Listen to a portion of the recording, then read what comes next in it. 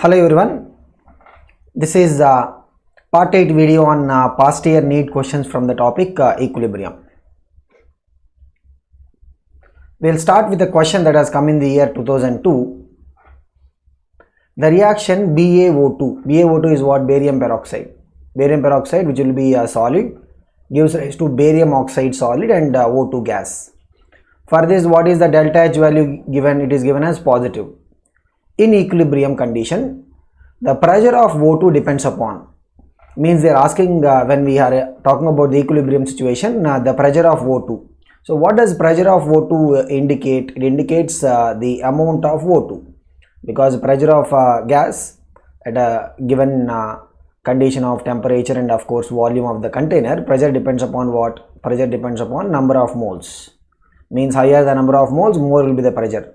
Lesser the number of moles, less will be the pressure. So essentially we need to understand the amount of O2 will depend upon what factors. Now since this is proceeding through equilibrium, we will look at the amount of O2 by using the equilibrium constant relation.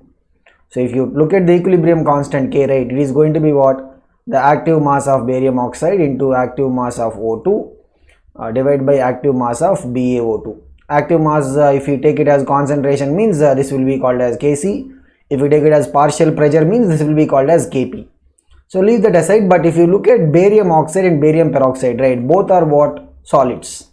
And remember, while discussing about the equilibrium constant, so we will consider the active mass of solids and pure solvents to be equal to 1. So which means the equilibrium constant is just equal to the active mass of the O2. So since barium oxide and barium peroxide are solids, the increasing of BaO2 mass or increasing BaO mass or increasing mass of both of them is not going to affect the equilibrium amount of O2. Then what is it going to be affected by? It will be affected of course by the temperature. Why? Because this is an endothermic reaction, right? So if we have an endothermic reaction, for endothermic reactions, equilibrium constant K will be increasing with temperature, means we increase temperature means equilibrium constant K value will be increasing. If we decrease the temperature means K value will be of course decreasing.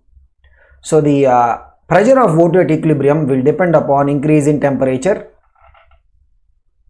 Basically the change in temperature, right, will be able to affect the amount of O2, or we can say pressure of O2, because pressure of O2 is nothing but related to the amount of O2. So the correct answer for this is option C. So why increasing mass of BaO2, increasing mass of BaO, they are not going to affect the equilibrium amount of O2 is because these are solids. So their active masses will not be featuring in the equilibrium constant formula. Let's move on to the question that has come in 2002. This is a straight question based on the solubility product formula. The solubility of MX2 type of electrolyte is given as what? 0.5 into 10 power minus 4 mole per liter. So what are they giving us? They are giving us of course the molar solubility value. They are giving us the molar solubility S value. Okay, so this is S is given to us and we have to find the KSP.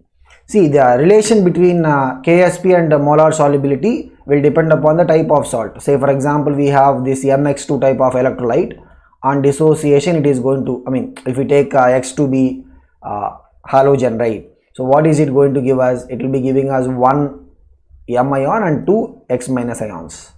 Means if S is the molar solubility, then the amount of M ions will be equal to what? S, and the amount of X minus ions will be equal to what? 2S. Why? Because for every 1 particle of MX2, we will get 2 particles here. Okay, so the saturation concentration of M ions will be what? S, and saturation concentration of X minus ions will be what? 2S. Here what is the KSP formula going to be? KSP will be equal to what? The M ions concentration into X minus ion concentration power 2. Why power 2 comes? Because the concentrations of the ions must be raised to the suitable powers. What are these powers? The powers are nothing but whatever is the factor in the solubility equation, right, that will be the power. So by this what we see, this is S and this is what?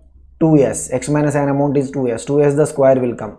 Okay, so this is what is the KSP formula for mx2 type of electrolyte. And remember, the relation between the Ksp and S value will keep changing depending upon the type of electrolyte. Now, so it's just nothing but straight substitution.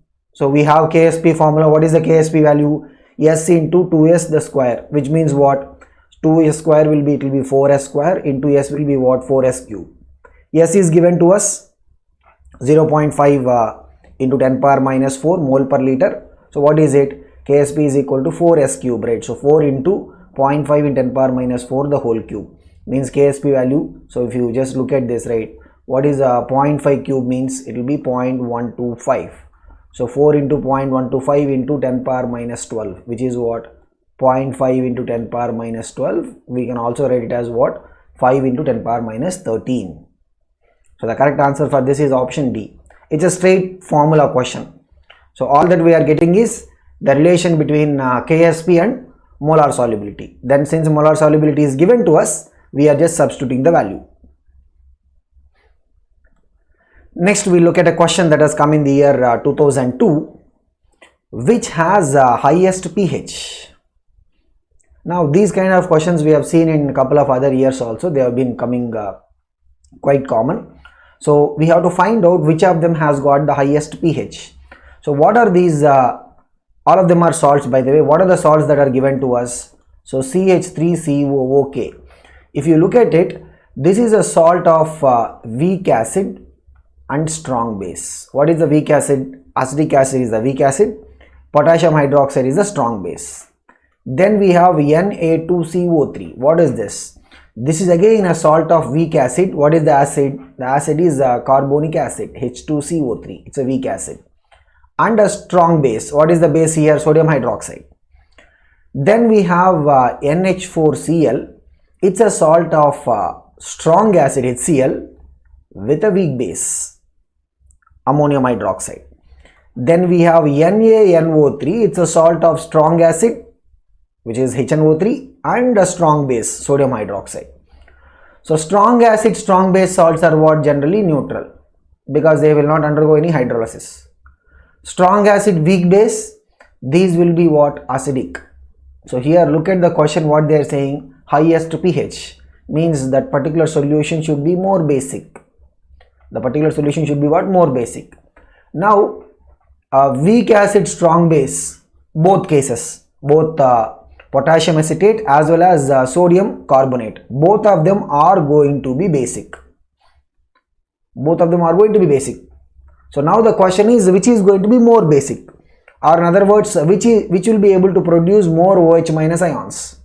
If you look at it, right, so 1 Na2CO3 will give us what? 2 Na plus ions. If you take one molecule of Na2CO3 means it will give 2 Na plus ions. The 2 Na plus ions can potentially give rise to what? 2 OH minus ions. Whereas if you take one molecule of that potassium acetate, that will give 1 K plus. 1 K plus can only give rise to what? 1 OH minus. Means the total amount of the OH minus produced by, if you compare equal concentrations, equal concentration of sodium carbonate and the potassium acetate, right, we take the equal concentrations, means the amount of OH minus is going to be coming majorly from the Na2CO3. So which means if the OH minus concentration is higher, that is definitely going to be having a higher pH value. So in fact, if you look at the exact values, right, these are the exact values. If you take 1 millimolar concentration, what is the Na2CO3 pH? 10.52. What about the potassium acetate? 7.87. If you take 10 millimolar, what is the Na2CO3? 10.97. What is about the potassium acetate? 8.33. 100 millimolar means this is 11.26, this is 8.75. So across concentration range, what do we observe? Na2CO3 is having higher pH than the potassium acetate. So generally, if you have a question where we are having only one weak acid, strong base, it's a pretty straightforward. So here we are just required to do this, additional analysis in terms of what is the number of H plus being produced. Otherwise, in some questions, right, we may just have only one of the options as the weak acid and strong base salt. So there will be no confusion over there. It will be a straightforward question even then. Okay. So what is the answer for this one? It is option B. Let's go to the next question. This is a question that has come in the year 2002. A solution of 0.1 normal ammonium hydroxide and 0.1 normal ammonium chloride. So what is this? It's a base. And this is what? It's a salt. What is the salt? Salt of weak base with a strong acid. Because ammonium hydroxide is the weak base. It's a salt of weak base ammonium hydroxide with a strong acid HCl. The solution has got a pH of how much? 9.25. Then find out the pKb of ammonium hydroxide. So what is this? We have a formula. What is it?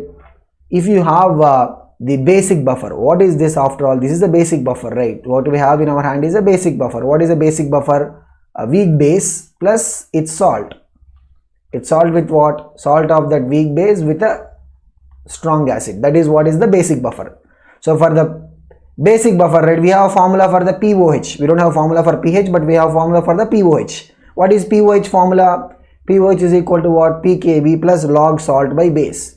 These are what? These are concentrations. So these are nothing but molar concentrations. These are not just concentrations, but these are what? Molar concentrations. But the thing is, salt and as well as base, the concentrations are not given in molarity. They are given in normality. So remember, what is the relation? So if you have any substance, right, the normality value divided by valency factor Z. So we'll talk about the valency factor, what it is, will give rise to the molarity. So for an acid, the valency factor will be what? Basicity of the acid. For a base, valency factor will be acidity of the base. And for a salt, valency factor will be charge on the cations, total charge on cations, which will be equal to the total charge on the anions. So here, if you see ammonium hydroxide, it's a monoacidic base, means Z value will be equal to what? 1. Ammonium chloride, again the charge on the cations will be equal to 1, which will be equal to charge on the anions, which means for both of them, right, the salt normality is going to be molarity, means 0.1 molar salt concentration, 0.1 molar the base concentration. What is this? 0.1 by 0.1 means 1. So log of 1 is what? 0. Means this term is going to be 0. Then we are left with POH is equal to pKb. They didn't exactly mention that, you know, we are operating at the room temperature or 298 Kelvin conditions, but if it is not mentioned and we have to do the conversion between pH and POH, it is understood that we can make the assumption that we are talking about the room temperature conditions or the normal temperature condition, which is 298 Kelvin. See, pH is given as what? 9.25. If pH is 9.25, what will be POH? Since at 225 degrees or 298 Kelvin, pH plus POH is equal to what? 14, right? So POH will be equal to what? 14 minus pH means what? 14 minus 9.25, which will be equal to what? 4.75. So 14 minus 9.25 will be equal to what? It will be 4.75. So which means POH is 4.75 and that is nothing but equal to what? pKb.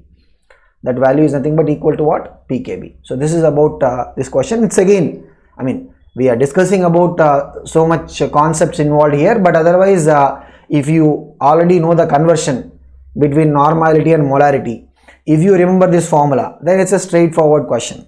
So they have given us the pH, means we will know POH, 14 minus pH. That is it. Okay, so what is the order of proton accepting tendency? So we have to find what is the order of the proton accepting tendency. So what do you mean by proton accepting tendency? If you look at it, right, say for example, I minus is accepting proton. What is it going to form? It is going to form Hi. If Hs minus is accepting proton, it is going to be forming what? H2S. Both are acids. I mean, no, this is a strong acid, whereas the H2S is a weak acid. And if you look at the ammonia, it can accept proton to form what? NH4 plus. RNH2 also can accept proton to form what? RNH3 plus. So what we see here is the ammonia is a base. RNH2 is also a base. So if you look at the comparison, right, RNH2, since nitrogen is attached to alkyl groups are what? Plus I groups. So we'll study this in organic chemistry, that they will increase the electron cloud on the nitrogen because of the plus I effect of the alkyl group. They will increase the electron cloud on the nitrogen. So as a result, what happens? Their proton accepting tendency will be increasing more than ammonia. So the proton accepting tendency of RNH2 will be more than the proton accepting tendency of ammonia. That is one. If you look at the other side, right, so when I minus is accepting proton, we will get what? HI.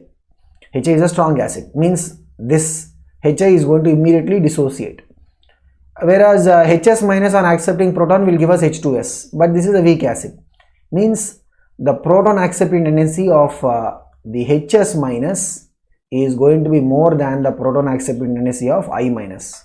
But overall, if you look at it, right, the proton accepting tendency will be more in the case of these bases, which are what? The RNH2 and then NH3, which means what? The overall order is going to be what?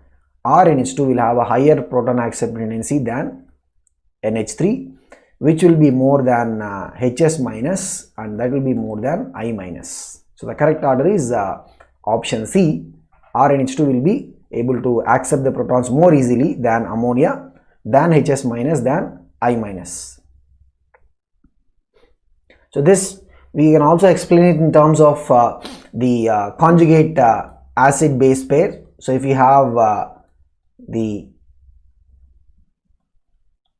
conjugate acid as strong, the corresponding base, if this is a strong acid, right, the corresponding base will be what? It's a weaker base, and vice versa. If this is a strong base, then the corresponding acid will be what? It's a weaker acid. So as per the Bronsted theory, we'll talk about the conjugate acid base pair. So if the conjugate acid is strong acid, means the corresponding base will be what? It will be a weaker base. Next, we'll have a question that has come in the year 2001. Ionization constant of acetic acid is 1.7 into 10 power minus 5. Means what they are giving us? Ka. So this is also called as what? Dissociation constant. The concentration of H plus ions is 3.4 in 10 power minus 4. So they are giving us what is the concentration of the H plus ions. Then find out initial concentration of CH3COOH molecules. So what they are expecting us to find? They are expecting us to find what is the initial concentration of CH3COO minus. So if you look at the reaction, right, CH3COOH acid is going to dissociate to produce what? CH3COO minus and H plus. In this dissociation, if you look at the ionization constant or dissociation constant or acid constant, whatever we are going to call it, will be equal to what?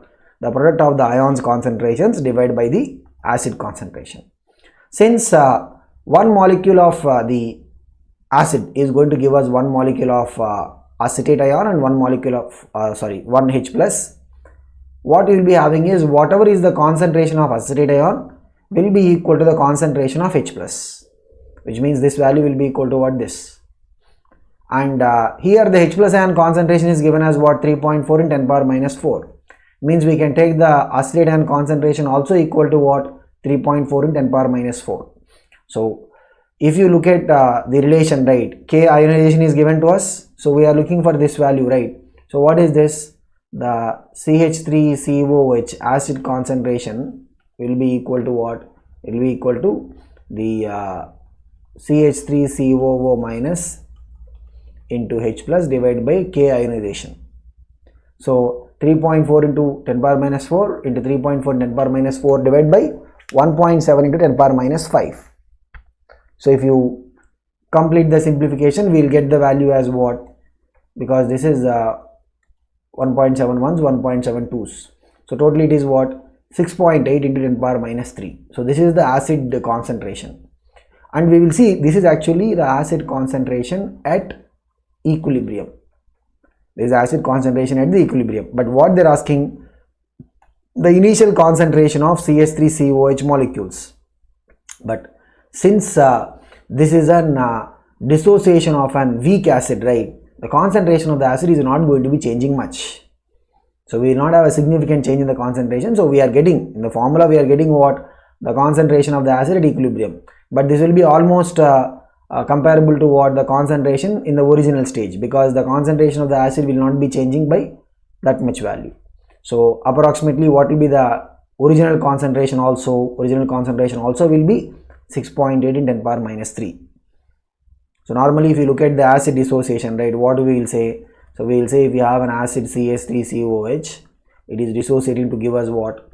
The acetate ions and H plus, right? So if the initial concentration is C and alpha is the degree of dissociation, then we will say C alpha is dissociated. So the remaining amount is what? C minus C alpha. The acetate ion produced is what? C alpha. H plus produced is also C alpha. The H plus produced is also what? C alpha. Okay.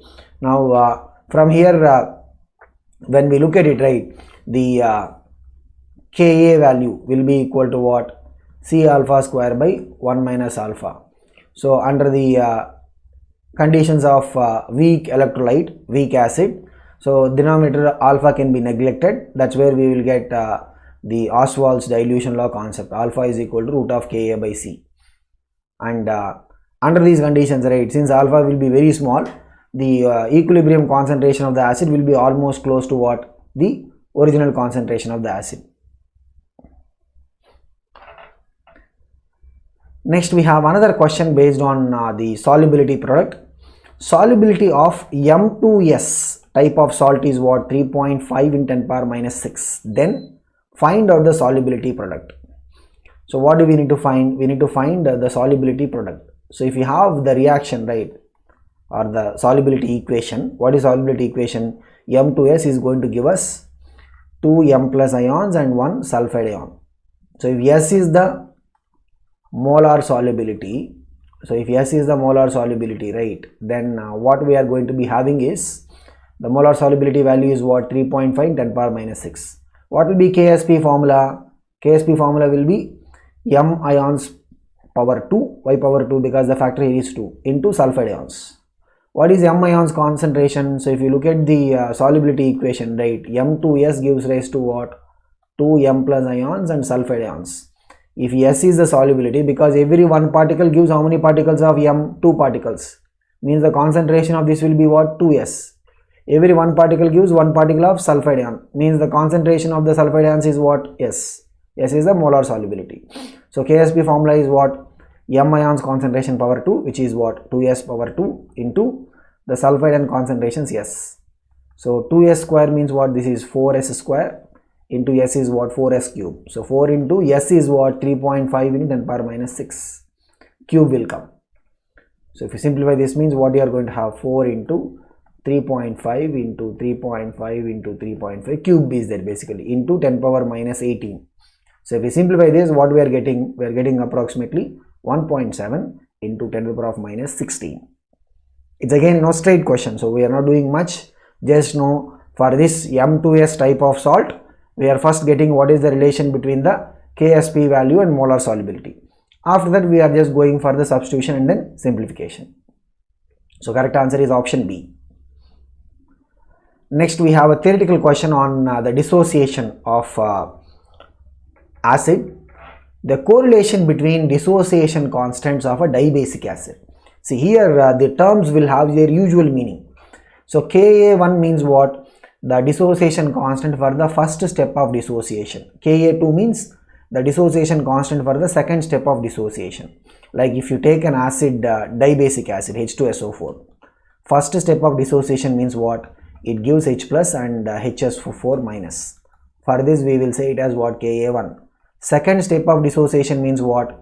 This HSO4 minus gives rise to SO4 2 minus and H plus. This is second step of dissociation, that is Ka2. So if you have any dibasic acid or a tribasic acid or a polybasic acid, right, the successive dissociations are going to be difficult. Why? If you look at it, right, in the second dissociation case, already we have HSO4 minus. From this the H plus should leave. See, when H plus is leaving, this is a negative entity.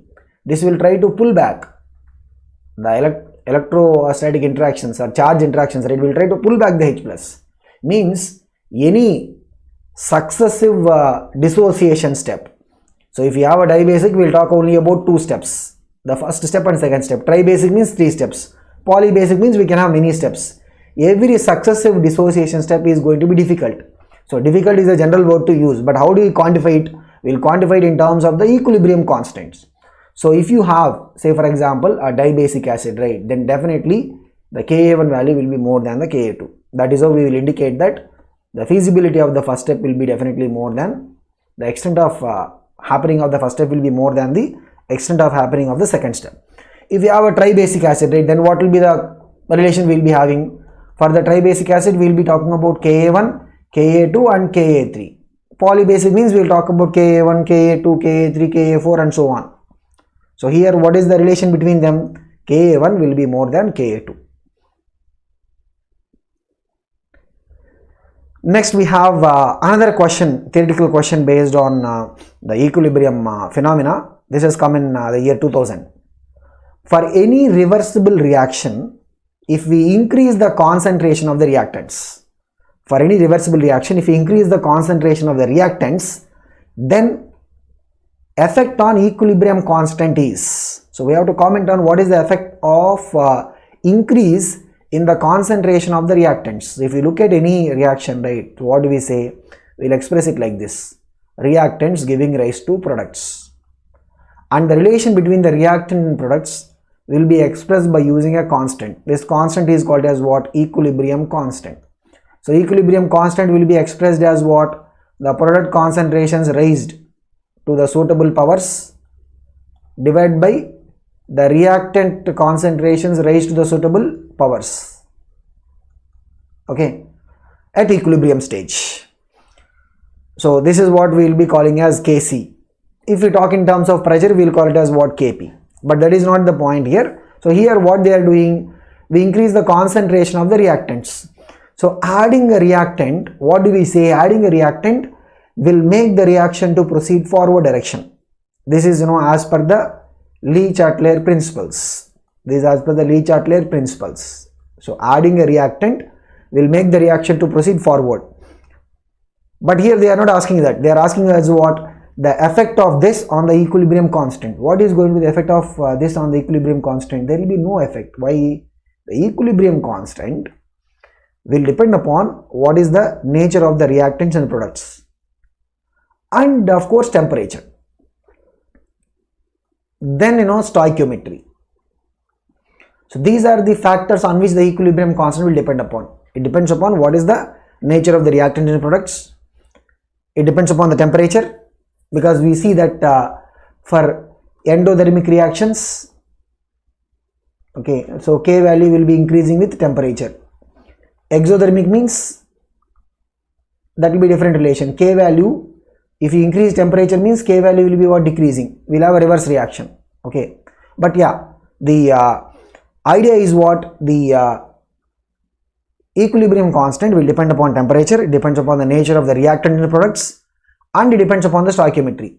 But it is not going to be depending upon what is the amount of the product we have and what is the amount of the reactant, because the amount of the reactant to the products, they will adjust themselves in such a way that they are going to give us this constant ratio. In fact, why when we add some reactant, the reaction proceeds in forward? So adding reactant means what? We are increasing the denominator. So the reaction will proceed forward so that the denominator value is reduced and the numerator is increased.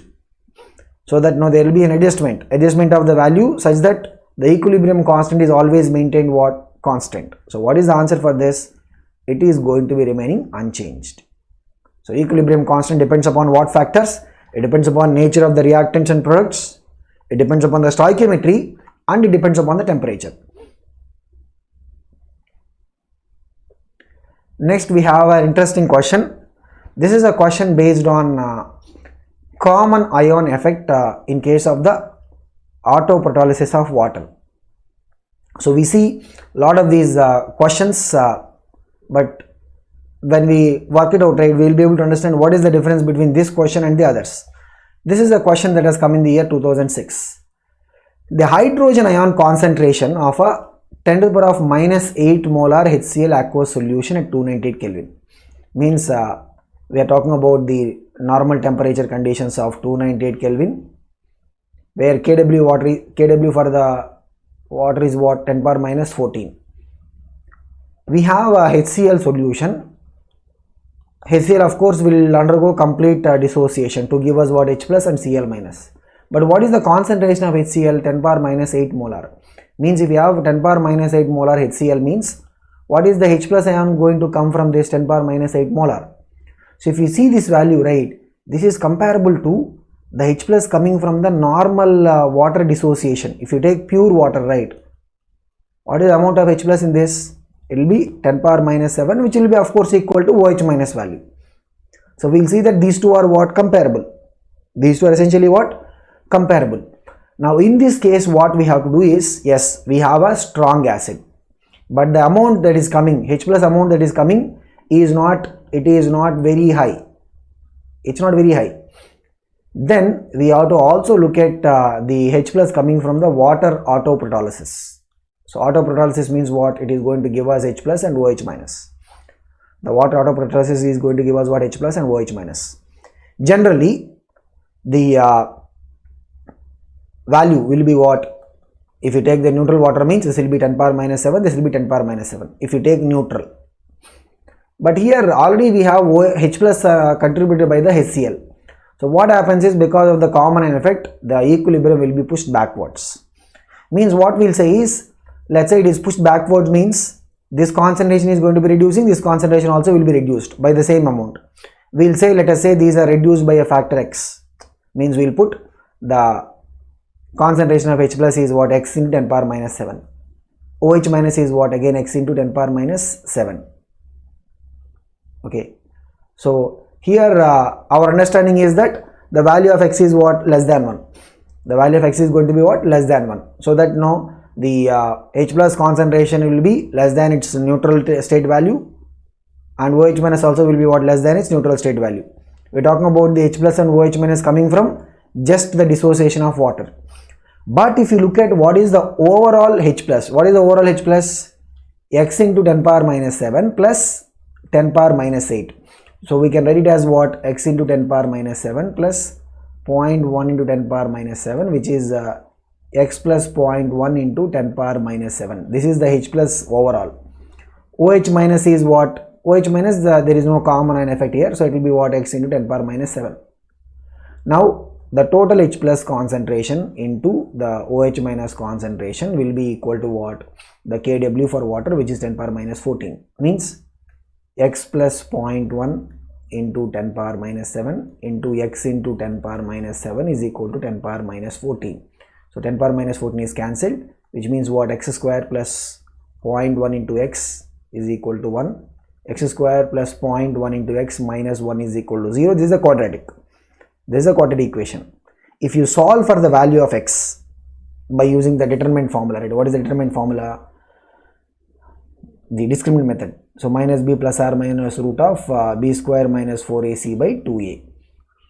The solutions are what? Minus b plus r minus root of b square minus 4ac by 2a. So if you solve by using the discriminant method, then the value of this x, we will be getting it as x will be 0.95, because we will get the two roots of x. I mean, all that we have to do is what, just go and substitute. So here what is the value of b? The value of b is 0.1 and the value of c is what, minus 1. The value of a is equal to 1. So we just have to go and substitute the values, and accordingly we will be able to get the value of x to be equal to what, 0.95. So if x is 0.95, then we have to find what is the hydrogen ion concentration at the equilibrium stage. So x is 0.95, right? So we just have to go and substitute. What is the overall H plus concentration? This one, right? So 0.95 plus 0.1 into 10 power minus 7, which is what, 1.05. This is what, 1.05 into 10 power minus 7. So approximately what is the value? It is option C, 1.05 in 10 power minus 7. So this is generally what we will do is if the amount of H plus coming from the strong acid is more, then in this step, right, the H plus, we will generally consider that all the H plus is contributed by only the acid part. We will neglect the H plus coming from the dissociation of water. So that is what we have normal cases, but this is a different question where we cannot neglect, since the amount of H plus coming from the acid dissociation is very less, comparable. It is comparable to what, 10 power minus 7. So we cannot neglect the autoprotolysis H plus. So next we have a question that has come in the year 2003. Which one of the following statements is not true? Means we have to find out what is the incorrect statement. So this is like a question where we have 4 questions put into one. So we'll just go through each of these options and conclude whether this is a true statement or incorrect. First is what? Among the halide ions, iodide ion is most powerful reducing agent. So halide ions means what? We have F minus, we have Cl minus, we have Br minus and I minus. They are saying iodide is most powerful reducing agent. Means this itself. So when we say the reducing agent, that substance must undergo the oxidation. That substance must undergo the oxidation easily. So which means what? The F minus, Cl minus, Br minus, I minus, if you look at the ease of formation, F2 can easily form F minus. Cl2, the formation of Cl minus will be relatively difficult. The formation of Br minus will be even difficult. The formation of I minus will be even more difficult. Means what? The I minus can easily go the backward way. Means the I minus can easily undergo what? Oxidation. The I minus can easily undergo oxidation means what? The I minus will be able to act as a powerful reducing agent. So among all the halide ions, the one that can easily go backwards means what? That will undergo oxidation and it can act as a reducing agent. Remember, any substance itself undergoes oxidation will be able to act as what? Reducing agent. So here the formation is easy for what? F minus. Means F minus will not be able to easily go back. Whereas the I minus difficult for the formation, so it will be able to easily go back. Means I minus can undergo oxidation. Means this can act as a powerful reducing agent. This can act as a powerful reducing agent. The I minus can act as a powerful reducing agent. Okay, so this is the correct statement. This is not an incorrect one. Second is what? Fluorine is the only halogen that does not show variable oxidation state. So generally if you look at fluorine, right, where do we find it? We'll find in the oxidation state -1.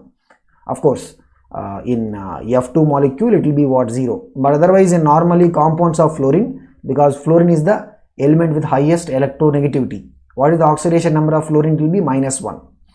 And other than that, we will not see any compound of fluorine where it has got variable oxidation state. But if you come to chlorine, chlorine can show -1, it can show +1, it can show +3, it can show +5, it can show even +7. So chlorine can show variable oxidation state. Same is the bromine, same is the iodine. So other than fluorine, right, we will see that halogens, they can show variable oxidation states. But fluorine, since it is the element with highest electronegativity, it will be showing only what? -1 oxidation state. So the option B is also what? Correct statement. Option C is saying what? HOCl is a stronger acid than HOBr. These are what? Oxo acids of halogens. So oxo acids of halogens, right, if you have a similar formula, the halogen which has got a high electronegativity, the halogen that has got a high electronegativity, that will be able to have a stronger acidic nature than the halogen having less electronegativity. So among chlorine and bromine, right, chlorine of course has got high electronegativity, means that is going to be acting as a stronger acid. So this is also correct. Now A, B, C is correct. Now definitely the one that has to be incorrect or not true will be option D. But we look at this. Option D is what? HF is a stronger acid than HCl. Remember the ease of bond breaking, right? What is the ease of bond breaking? So as you go down, right, HF, HBr, sorry, we have HCl, HCl, HBr and HI. As we go down the group, the hydrides of the halogens, the ease of bond breaking will be what? Increasing. Means we can easily break the bond. The size difference between the hydrogen and the halogen will make sure that the ease of breaking of the bond will be more as we go down the group. Means HCl, the bond can be more easily broken than HF. Means which will be a stronger acid? HCl is going to be a stronger acid. So HF is not going to be a stronger acid than HCl. It will be HCl which will be a stronger acid. In fact, if you remember the order, right? What is the order? This is of course also, this question is not exactly related to the equilibrium. We are talking mostly in terms of what? The halogen group compound analysis. So what is the actual order? HI will be a stronger acid than HBr, than HCl, than HF. That is the correct order. So as we go down the group, for the hydrates of the halogens, the acidic nature is going to be increasing because the bond can be easily broken. The hydrogen halogen bond can be easily broken due to the size difference between the hydrogen atom and the halogen atom. The bond will be a weaker bond. Longer bonds will be generally weaker bonds. So the one that is not true is option D.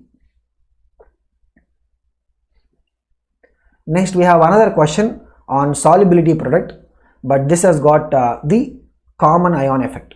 So look at this. The solubility product of AgI at 25 degrees centigrade is what? 1 into 10 power minus 16. This is the Ksp value. Okay.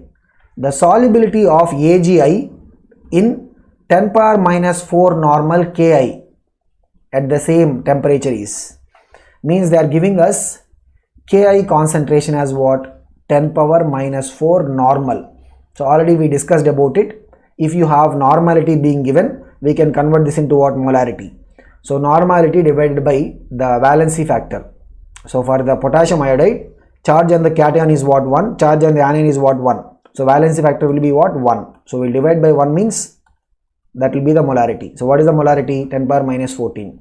Ki being a strong electrolyte, it will dissociate to give us what? K plus and I minus. So the I minus coming from here is what? I minus coming from here will be 10 power minus 4 molar. Whatever is the total amount of the Ki, the entire amount is going to be dissociated. So the I minus concentration is 10 power minus 4. Now in the solubility of AgI, so what will be the solubility of AgI? AgI will get dissolved to produce Ag plus and I minus. Let's say S is the solubility. The concentration of Ag plus will be what? S, and the concentration of I minus will be S plus 10 power minus 4. Why S plus 10 power minus 4? Because already 10 power minus 4 amount is coming from the Ki part. Now what is the solubility product value? Ksp formula is what? 1 into 10 power minus 16. So Ksp is equal to what? Ag plus concentration into the I minus concentration. So 1 into 10 power minus 16 is equal to what? Ag plus is, what is the Ag plus value? It is S. And I minus is what? S plus 10 power minus 4. If you look at the order of Ksp, right, it is in which order? 10 power minus 16. And that will tell us what is the approximate, because normally in neutral, if you take a neutral solution, right, what will be happening? Ksp will be equal to simply S square.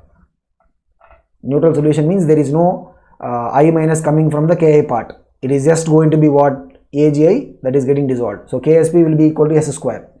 So S will be equal to what? Root Ksp. This tells us what is the order of S.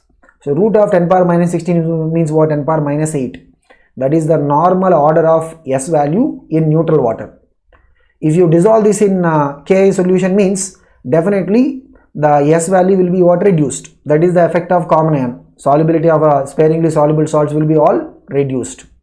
So which means here we are adding S to 10 power minus 4. In neutral water, what is the value of S going to be? 10 power minus 8. But here the S value will be what? Even lesser. So we can neglect the value of S when we are adding it to 10 power minus 4. After neglecting it, what we are going to have?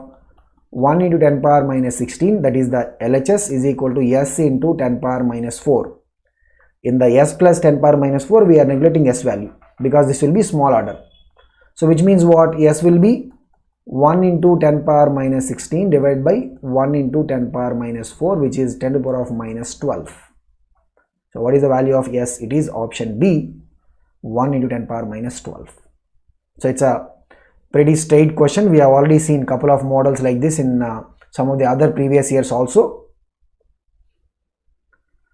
Next we have another theoretical question on the Bronsted and Lowry theory.